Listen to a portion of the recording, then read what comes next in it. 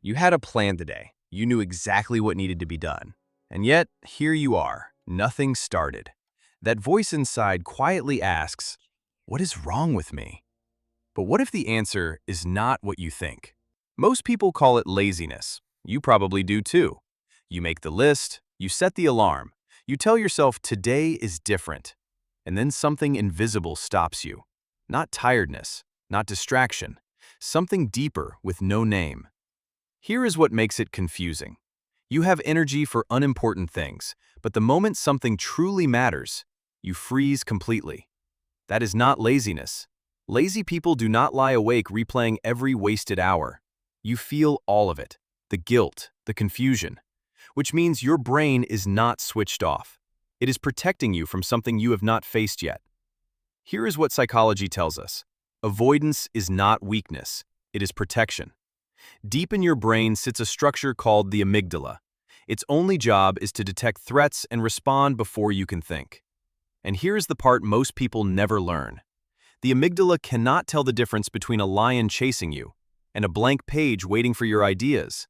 Both feel identical to your nervous system.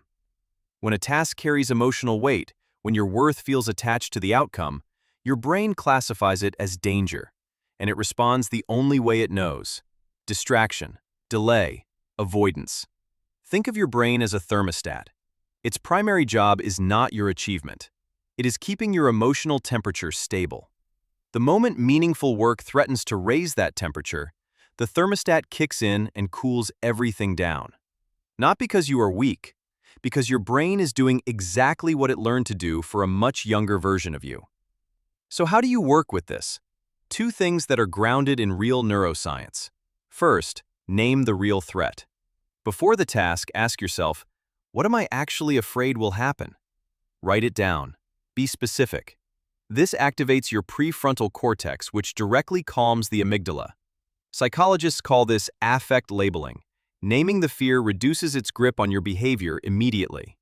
In real life, this means 2 minutes of honest writing before you begin anything important. Second, shrink the task below your resistance. Not finish the project. Just write one sentence. Not go to the gym. Just put your shoes on. Small actions do not trigger the amygdala's threat response, and once you begin, dopamine makes continuing easier than stopping. Your only job is to start, nothing else. You were never lazy. You were protecting something inside yourself that once got hurt when it tried. You do not need to stop being afraid. You just need to stop letting fear make all your decisions. Start small. Start honest. Because you were never running from the task. You were running from the moment of finding out what you are truly capable of.